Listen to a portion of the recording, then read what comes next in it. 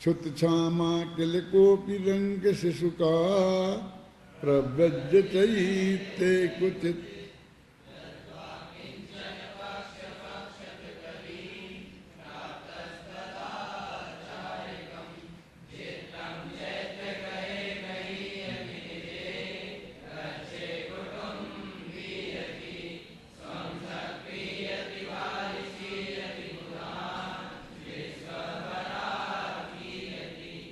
देखो ध्यान से क्या लगा है, क्षुत क्षामा किल कोपी रंग शिशु का। एक भिकारी का बेटा भूख से पीड़ित होकर, है ना, रंग माने जानते हो, बिल्कुल गरीब से गरीब, राजा रंग कैसा बोलते ना, तो रंग के शिशु का, उस गरीब का बेटा अत्यंत भूख से पीड़ित था। ऐसा चक्कर काटते काटते किसी चैत्य प्रवृद्ध, किसी चैत्यालय में चला गया। वहाँ कोई महाराज थे, तो उनसे प्रवृत्ति उसने दीक्षा ले ली। क्या करे, उनका है काम, कहीं मिलता नहीं, कोई देता नहीं, ये नहीं किया, ठीक है ना। चैत्य क्वचित प्रवृत्ति, उसने वहाँ दीक्षा ले ली। फिर और किसी पक्ष लगा ना, चैत्यालय में दीक्षा धारण करके पाप रहित ना होता हुआ, माने दीक्षा ली थी तो सब पाप छोड़ना चाहिए था ना, पांचों पाप अनुमति लेना चाहिए था ना। तो कहते पाप रहित न होता हुआ, वे बराबर 5 पापों को वैसे ही धारण किए हैं। किसी पक्ष द्वारा आचार्य पद को प्राप्त हुआ। कुछ लोगों ने मिलकर उसे आचार्य बना दिया, अतः और कोई पुराने मुनि ने मरण लगे थे तो उनने उसे आचार्य बना दिया। संस्कृत में लिखा है, देखो एक एक शब्द का अर्थ, तुम तो सब संस्कृत के विद्वान हो, जानते हो। क्षुत क्षामा किल कोपी रंग शिशु का प्रव्यज्य चैत्य क्वचित कृत्वा किंचन पक्ष मक्षित कली प्राप्त तदश्चार्यकम। इस कली काल के जोर में किसी समुदाय के द्वारा और उसे आचार्य पद पर बैठा दिया, आचार्य महाराज हो गया बस में। फिर वो क्या चित्रम, बहुत आश्चर्य की बात है कि वे क्या करते हैं, चैत्र गृहे गृहीयति। चैत्र गृह माने मंदिर में अपना घर हो ऐसा व्यवहार करते हैं। गृहीयति माने मेरा घर है ऐसा व्यवहार करना। चैत्य गृहे गृहीयति निजे गच्छे कुटुम्बीयति। और उनका जो गच्छ है ना, उसमें अपने को कुटुम्बी, भी अपने कुटुम्बी जैसे। गच्छ मन जानते हो, ये तपा गच्छ, खरतर गच्छ, ये सीतामढ़ों के यहाँ है ना, और अपने ऐसे दिगंबरों में भी कई हैं। गण गच्छ है ना, अपन कहते हैं ना बलात्कार गण के हैं, ये आचार्य ये फलाने हैं। अभी इतिहास पढ़ोगे आचार्यों का तो उसमें देखोगे कौन से गच्छ के हैं। तो कहते हैं गच्छम कुटुम्बीयति। वो गच्छ माने उनका वो ये जो ग्रुप है, उस वे हमारे कुटुंबी हैं। अब कहते बचा क्या गृहस्थी में, घर मंदिर को घर जैसा व्यवहार करते हैं और उस गच्छ में कुटुंब जैसा व्यवहार करते हैं। अब मैं आपसे बोलता हूँ कि मैं नाम नहीं लेता किसी का, लेकिन बहुत ये कहते सारी धर्मशालाएं बस कोई शादी विवाह को नहीं दी जाएंगी, किसी को ठहरने को नहीं दी जाएंगी, यदि सब महाराजों के संघ के लिए हैं। नहीं आए तो भी खाली रखो, कभी आ जाएंगे तो। अभी धर्मशालाएं बनाने वालों ने मालूम काय के लिए बनाई थी कि दूसरे गांव के कोई गृहस्थ आएंगे, उन्हें 2 दिन ठहरना हो तो वे ठहरेंगे। यदि किसी गृहस्थ के घर में शादी विवाह होगा तो घर में तो इतना बड़ा होता नहीं है, तो वे धर्मशाला में शादी विवाह करेंगे। बिल्कुल स्पष्ट उद्देश्य था, ये हमारी आंखों के सामने है। इससे बनाई जाती थी, अब खत्म, उनको मिलती नहीं।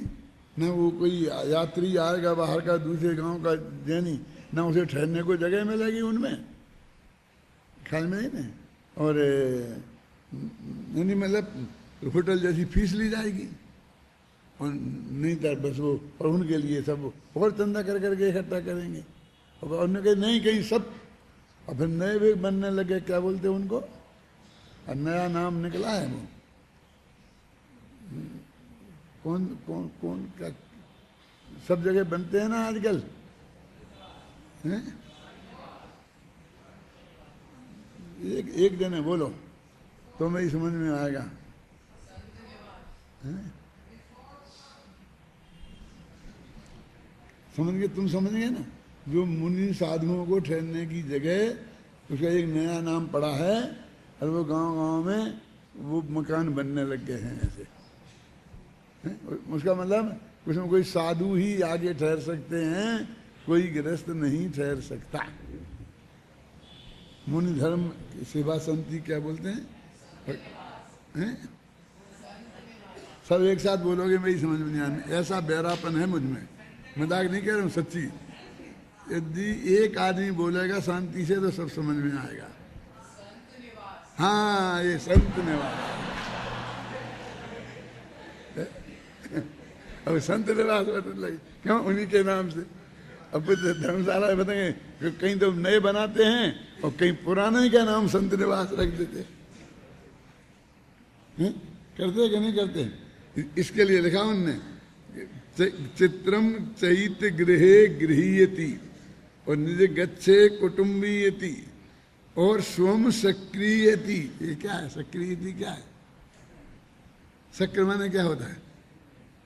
इंद्र पुरंदर सक्र आता ना, इंद्र को बोलते हैं सक्र, सक्नोति सक्र, इंद्रनोति इंद्र है ना, पुरम भेदती थी पुरंदरा।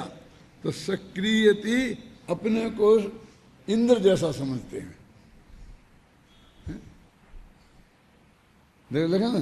स्वम सक्रियति अपने को इंद्र जैसा समझते हैं, राजा जैसा नहीं, चक्रवर्ती जैसा नहीं, इंद्र जैसा। और बालसीयति बुधान, और क्या बुद्धों, बुधान माने बुद्धों को, बुद्धवानों से इंद्रवत मानता है और ज्ञानियों को बालवत अज्ञानी समझता है। अच्छे अच्छे जो विद्वान हैं उनके साथ में मूर्खों जैसा व्यवहार करता है, जैसे मूर्खों से व्यवहार करते हैं ना। तुम क्या समझते हो? कुछ नहीं।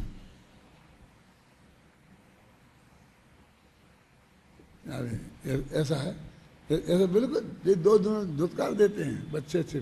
फूलचंद जी सिद्धांत शास्त्री बनारस वहाँ पर जबलपुर में, और वो धवल की बाँचना चली थी, समझिए ना? धवल समझते हो? ग्रंथ है, उसकी बाँचना चली थी। और वे उसके सबसे बड़े विद्वान थे, उन्होंने उसका संपादन करके छपाया था। तो वो पढ़ रहे थे और महाराजों का संग भी बैठा था, ये भी बैठा था। तो एक आध बात बीच में महाराज ने ऐसी बोल दी जो धवल शास्त्र के अनुसार नहीं थी। तो पंडित फूलचंद जी ने कहा कि नहीं महाराज, ऐसा नहीं है, इसमें ये लिखा है। तो कुछ नहीं समझा, दत्त कर दिया। और ऐसा लगे उनकी पिटाई से दूर नहीं, ऐसा लगा कि वहाँ उनका 2 दिन काटना मुश्किल हो गया। वहाँ वो शास्त्र की बात बता रहा, पढ़ रहा है, वो उसका विशेषज्ञ विद्वान है, एकमात्र विद्वान है, ख्याल में है ना? और ये कल के हैं, कुछ नहीं अध्ययन नहीं है उनकी अपेक्षा में। लेकिन बोले ये लिखा ना, ऐसा बाल सीयति बुधान और विश्वम बरा कीयति। वो सारे विश्व को बरा का माने अत्यंत दीनहीन समझते हैं ना। वो बरा का माने वही रंक, सारे विश्व को रंक के समझते। ऐसा व्यवहार तुमने किसी को भी, बड़े से बड़े सेठ को, बड़े से बड़े पंडित को, कोई भी हो, इधर आओ, ये तो उनके मुंह में से निकले ही गया। यानी भाषा का सभ्यपना भी नहीं रहा।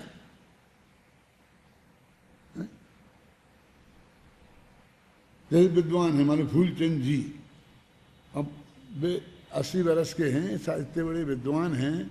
और एक मुनि यदि बना 25 वर्ष का है तो फूलचंद जी, फूलचंद, क्यों? मैं तो मुनि राज, मैं जी कैसे लगा सकता हूँ? क्यों? अरे वो उनका नाम है।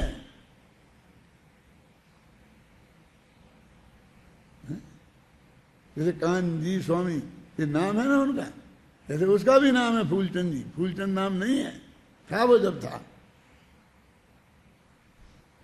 अब पूरा छंद का अर्थ समझ लिए? हिंदी में पढ़ता हूं, देखो देखो।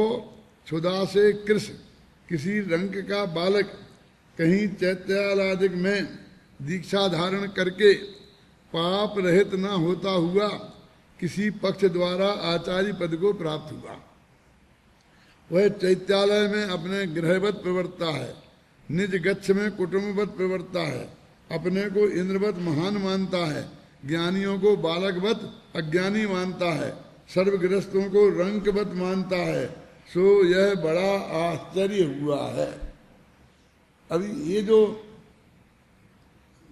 छंद है ये किसी श्वेतांबर शास्त्र का है, संघपट्ट में, वो उनने पढ़ा होगा, वो संघपट्ट शास्त्र का। देखो आगे का छंद भी है, मजेदार है, वो पूरा नहीं लिखा है। यही जातो न च वर्धितो न च क्रीतो इत्यादि काव्य है। ये जिसने हमें पैदा नहीं किया, जिसने हमें बढ़ाया नहीं, जिसने हमें खरीदा नहीं, उसमें पुराने जमाने में खरीद भी लेते थे। तो ये छंद पूरा अपना जो पहले का होगा, बाद का जो अपने जो है ना मोक्षमार्ग प्रकाशक, उसमें पूरा छंद नीचे लिखा है, उसमें संघपट्ट में से निकाल के। देखो क्या कह रहे हैं कि उसने हमको पैदा नहीं किया, हम उसके बच्चे नहीं हैं, हमको पाला पोसा नहीं है, वर्धित और न खरीदा है। पहले खरीद लेते थे बच्चों को और जिंदगी भर गुलामी करवाते थे, घर के बर्तन मरवाते थे, कपड़े धुलवाते थे। और ये इन लोगों ने, किन लोगों ने, समझ लो,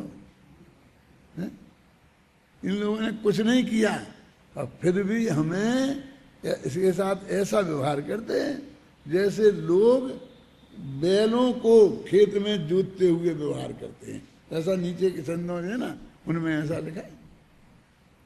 इत्यादि काव्य है, उसका अर्थ ऐसा है। देखो पंडित जी को छंद पूरा याद नहीं होगा, लिखना जरूरी नहीं समझा, और अर्थ लिखा, जिनसे जन्म नहीं हुआ है, बड़ा नहीं है, मोल नहीं लिया है, देनदार नहीं हुआ हूं मैं, उसका कर्जदार भी नहीं हूं, इत्यादि कोई प्रकार संबंध नहीं है, और गृहस्थों को वृषभवत हाँकते हैं, बैलों के समान जोतते हैं, जबरदस्ती दानादिक लेते हैं, सो हाय हाय यह जगत राजा से रहित है, कोई न्याय पूछने वाला नहीं है। क्या मतलब, कोई गृहस्थ हमें कोई ऐसा करे तो राजा के दरबार में हम जाके प्रार्थना कर सकते हैं, शिकायत, और उसे दंड मिलता है, लेकिन इनकी वो भी नहीं कर सकते। क्या लिखा ना, सो हाय हाय यह जगत राजा से रहते, कोई न्याय पूछने वाला नहीं है। इस प्रकार वहाँ इस धान के पोषक काव्य हैं, सो उस ग्रंथ से जानना। अब शिष्य कहता है ये तो श्वेतांबरों के हैं, तो हमें क्यों बता, दिगंबर शास्त्र की तो बात ही नहीं है। देखो लिखा नीचे, यहाँ कोई कहता है कि यह तो श्वेतांबर विरचित उपदेश है, उसकी साक्षी किस लिए दी? उत्तर, जैसे नीचा पुरुष जिसका निषेध करे उसका उत्तम पुरुष तो सहज ही निषेध हुआ, उसी प्रकार जिनके वस्त्रादिक उपकरण कहे वे भी जिनका निषेध करें, तब दिगंबर धर्म में तो ऐसी विपरीतता का सहज ही निषेध हुआ। इसलिए हमने ये बात कही, और फिर दिगंबर शास्त्रों के उन्होंने गायन दिया। कहने का मतलब ये है कि उस जमाने में भी ये सब हो गया था, श्वेतांबरों में पहले हो गया था। और ये जो संघपट्ट है ना, ये भी 1000-2000 वर्ष पुराना है। मेरा पंडित टोडरमल व्यक्तित्व कर्तृत्व है ना, उसमें लिखा है ये कब का है, उसके दूसरे तीसरे पेज पे कि संघपट्ट के जो कारण दिए कि 18 वर्ष पहले फलाना आचार्य ने संघपट्ट में जो लिखा है उसका वो सब वहाँ पर दिया हुआ है। तो वो फिर दिगंबर में पीछे घट्टाम भी आए ना कुछ घट्टा रख लोग, तब ये चीज़ें बढ़ी। अब तो कम से कम वो वैसा अन्याय बंद हो गया है और सब तरह का चालू है। तो यानी इतनी स्पष्ट लिखा है इसमें कि उपाय और उपेय भाव, एक आत्मा है तो उपाय माने सम्यक दर्शन, सम्यक ज्ञान और सम्यक चारित्र। तो मग्गो मोक्ष उपावो और मोक्ष तो मोक्ष फलोत्ति, नियम सार की दूसरी तीसरी गाथा है ना कि मोक्ष मार्ग जो मोक्ष का उपाय है और मोक्ष का उपाय का जो फल है वो मोक्ष है। अब ये कहते हैं कौन से 15वें कलश में कि ये दो दशाएं हैं हुई, एक तो वो साधक दशा और एक साध्य दशा। अरहंत तो सिद्ध की पर्याय है साध्य दशा, और नीचे की है साधक दशा, चौथे गुणस्थान से लेकर 12वें गुणस्थान तक। तो ये दोनों ही पुजारी हैं वो कहते। सुनना, अभी अपनी बात क्या चली थी कि अणुवती दान देते थे आहार और महावृत्ति लेते थे। अब धीरे होते होते सम्मा दृष्टि तक सब पूज्य बन गए और मिथ्या दृष्टि पूजा करने लगे। अब फिर मिथ्या दृष्टियों में भी धीरे धीरे खिसक के वो पूज्यों में पहुंचे। अब अपने लिखा छेडाला में बहुत क्लियर कि बान भवन सन्न नारी के सम्मा दृष्टि बेंतर भवनवासी इन देवों में नहीं होता, लिखे ना। अब सब बेंतर भगवान बन गए ना सब जगह। अब वेदी पे विराजमान हो गए इधर, अरे साहब वेदी पे नहीं, यहाँ एक खिड़की पे अलग से विराजमान किया, तो अलग वेदी बनाई उनने तुमने। कम से कम उसी वेदी पे विराजमान करते ना, तो हम जो नमस्कार करते तो ये तो हो जाता कि हम तो भगवान को किया है, इनको थोड़ी किया, ये तो सेवक उनके यहाँ बैठे हैं। आप समझ गए ना, किसके लिए नहीं भगवान की वेदी पे नहीं बैठा सकते, तो उनने और अलग वेदी बना दी उनके लिए। कल हम कहेंगे मंदिर में नहीं विराजमान कर सकते, तो उनका अलग मंदिर बन जाएगा। विचित्रता तो देखो कैसी है।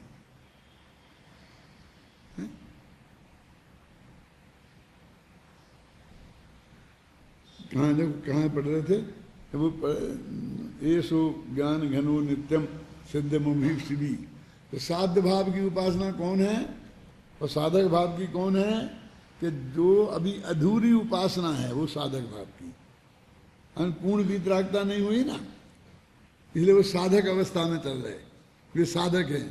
और जब अवस्था पूर्ण हो गई, मोक्ष हो गया, अब कुछ कमी नहीं रही, तो ये साध्य अवस्था की उपासना है।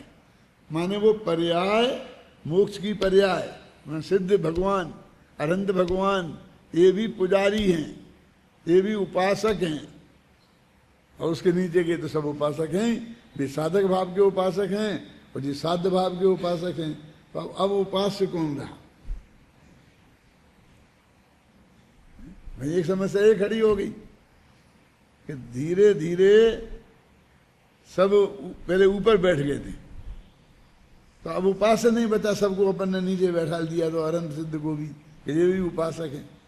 तो कहते वो त्रिकाली ध्रुव जो भगवान आत्मा है, तो इतने दिनों से अपन बराबर जिसकी चर्चा करते हैं, और यहाँ की तो विद्यार्थियों में तो एकदम वो तो घुटा हुआ जैसे ही हो जाता है ना, बहुत पक्का। देखो तुम लोगों को जितनी तैयारी है त्रिकाली ध्रुव भगवान आत्मा की, जितना गहराई से तुम लोग समझते हो, ये तो तुम्हें मालूम ही है ना। आपस में जब गोष्ठी मोष्ठी करते हो तो किस तरह से स्पष्ट शब्द बोलते हैं। अब सारे देश का चक्कर काट के आओ, बड़े से बड़े पद पे विराजमान जो आचार्य महाराज देखा ना, इसमें आचार्य की पदवी दे दी, उन सबको किसी को पता ही नहीं कि कोई ऐसा भी त्रिकाली ध्रुव भगवान आत्मा होता है जिसके दर्शन करने का नाम सम्मा दर्शन है, जिसमें अपनापन स्थापित नाम के समय, ये कुछ पता नहीं। कभी प्रयोग करके देखना हो तो जान लेना, लेकिन ज्यादा गड़बड़ मत करना, नहीं तो पिट के आओगे। हमने कई जगह ये कोशिश की सच्चे हृदय से कि हम इनको इस बात का ध्यान दिलाएं, लेकिन कोई ध्यान देता ही नहीं है। बस 2 मिनट में दूसरी बातें करने लगता है, यहाँ की वहाँ की गप्पें लगाने लगता है। तत्व चर्चा के लिए बुलाता है और ये बात समझाने की कोशिश करो, 2 मिनट में बदल करके गिरनार जी और समय से कर शुरू हो जाती है। नहीं वो भी साहब समस्या तो है, गिरनार जी की समस्या तो, अब क्या करें समस्या को। अभी मैं अच्छा नहीं लगता लोगों, कभी लोग कहते समझौता कर लो बैठ के, और तुम एक पहाड़ी की नौ पूरा ले लो। पहाड़ियों का ग्रुप होता ना, जैसे गिरनार का पहाड़ है, शंकर जी का पहाड़ है, तो एक थोड़ी पहाड़ियों का ग्रुप है। ये एक पहाड़ी ये हो गई, फिर नीचे आ गए, फिर दूसरी पहाड़ी, ऐसे होते कि नहीं। तो हमारे यहाँ है नेमिनाथ की टोंक अपन कहते हैं, उनने दत्तात्रेय की, तो अपन कहते आधी आधी बांट लो। ये प्रस्ताव किया कि इसको सीमेंट कंक्रीट से और चौड़ी कर दो। अब आजकल तो हो गया ना सीमेंट कंक्रीट, और उसमें आधी आधी कर लो, आधी तुम्हारे पास, उसमें तो बांटने लायक कुछ है ही नहीं। अब वो ऐसी टोंक है, ऐसी इतनी सी ऐसी, इसका क्या बांटे? तो पहले इस पैसे वो डाल करके सीमेंट कंक्रीट की इसको इतनी चौड़ी कर लो, और इसके दो हिस्से करके आधा तुम्हारा तीरथ आधा हमारा है। ये प्रस्ताव चल रहा है। तो उनने कही कि भैया ऐसा नहीं है, तुम तो पूरी एक अलग चोटी ले लो, ये हमें छोड़ दो, और उस चोटी पे तुम अपनी नेमिनाथ की टोंक बना लो, और तुम अपना जो तो करना हो करो। अपने कोई राजी नहीं।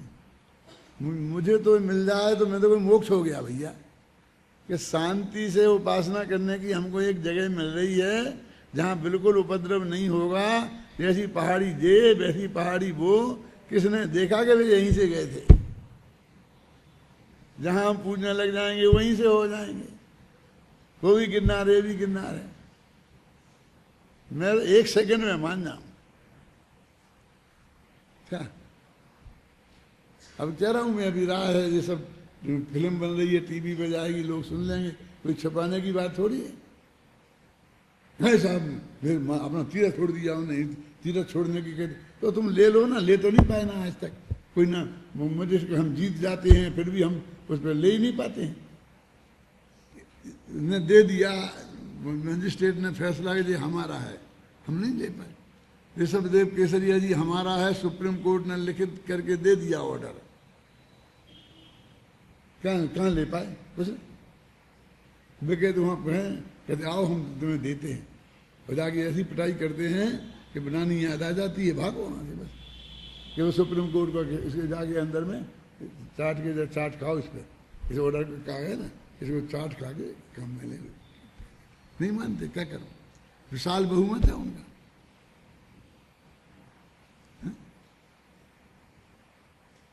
क्यों, क्या आपको क्या लगता है मेरी राय कैसी लगती है?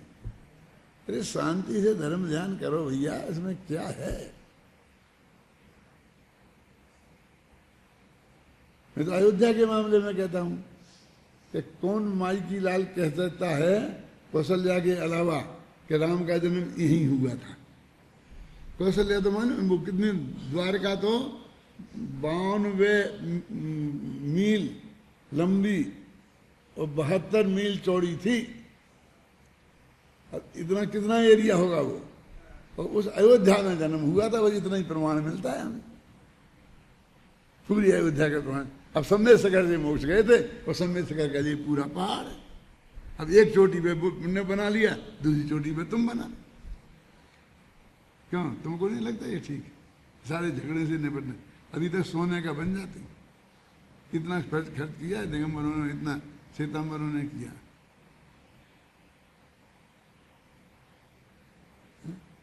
एक केस में एक वकील जाकर के 1 घंटे को खड़ा होता है अपनी तरफ से, तो 10 लाख रुपया लेता है। और ऐसे हम 125 बरस से लड़ रहे हैं। समझ लो क्या हालत होती है।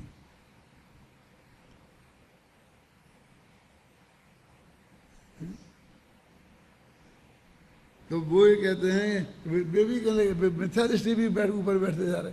अब कभी कोई नीचे तो बैठेगा ना।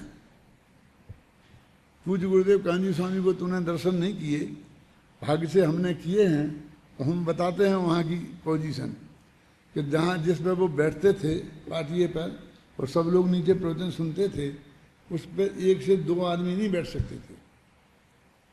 तो वो पाटिया इतना ही था, तो 1 आदमी बैठ सकता है, और बाकी कोई पाटिया फाटिया नहीं, सब ऐसे जमीन पे बैठो जैसे एक लाइन से, जैसे आप सब बैठे हो।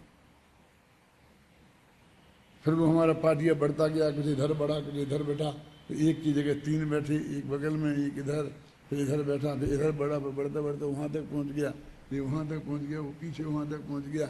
क्यों? और अब ये भी भर जाता है, नीचे कोई दिखता ही नहीं है। मैं कई दफे इस सभा में कह चुका कि भाई ये क्या खेल है, एक दिन हमारा खराब हो जाता है, प्रवचन नहीं हो पाता है। पहले एक उद्घाटन होता था, अब वहाँ से झंडारोहण, फिर एक उद्घाटन उस दरवाजे पे, फिर एक इधर, एक इधर, एक इधर, अभी तो यहाँ से यहाँ तक है, हर फिट पे होगा, इंच पे। इतना ही उद्घाटन करने वाले हैं।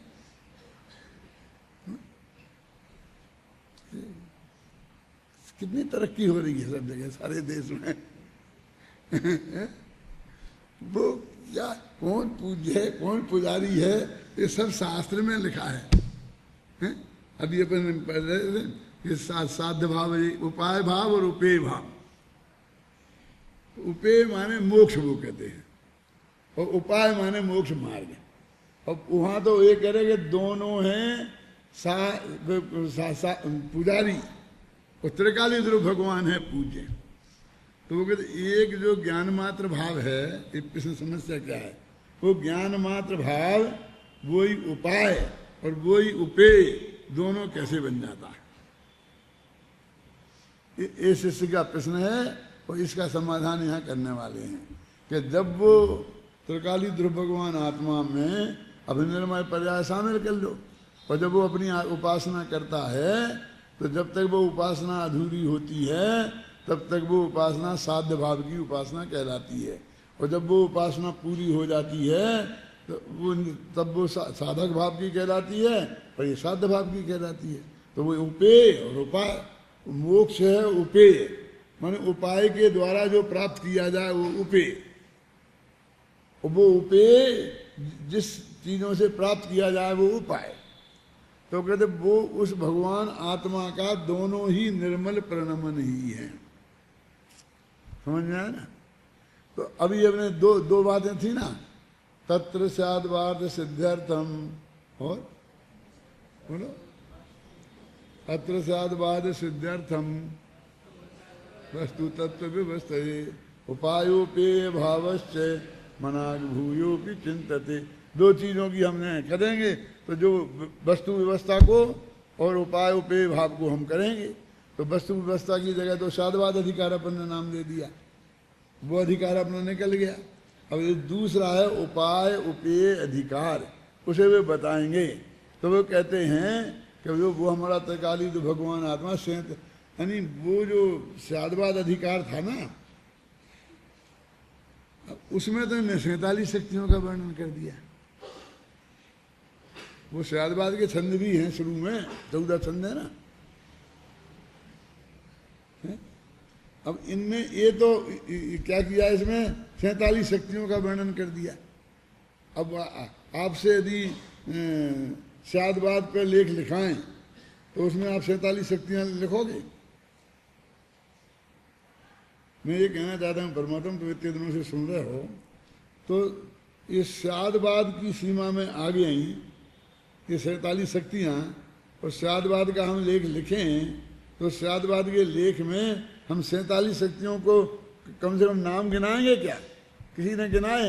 मैं सबसे पूछता हूँ, कोई अम्माई लाल अभी समझता है? पूरा हो गया अपना वो 47 शक्तियों का प्रकरण, और साधवाद अधिकार भी पूरा हो गया कि 47 शक्तियाँ ये साधवाद हैं। किसी पर बस 47 शक्तियाँ नाम पढ़ लिए, उनकी व्याख्या सुन ली, और उधर भी अलग ही हैं, ये अपने अलग चल रहा है। जब साधवाद अधिकार नाम के अधिकार में उन 47 शक्तियों का वर्णन इतना विस्तार से किया है ना, तो वो तो साधवाद अधिकार में आ गई, साधवाद से सिद्ध हुई ना। अब ये कहते हैं कि इसी में, अब वो जो 47 शक्तियों में क्या क्या चीज शामिल थी, एक द्रव्य, उसके गुण और उसकी निर्मल पर्याय। विकारी पर्याय शामिल नहीं की थी ना, क्या महावीर प्रसाद जी? अब इतनी तो बात याद है। अब ये कहते हैं कि द्रव्य और गुण, ये तो रह गया वो आत्मा, तो उसकी भी जो निर्मल पर्यायें थी उनके हमने दो भेद किए, एक उपाय रूप और एक उपेय रूप।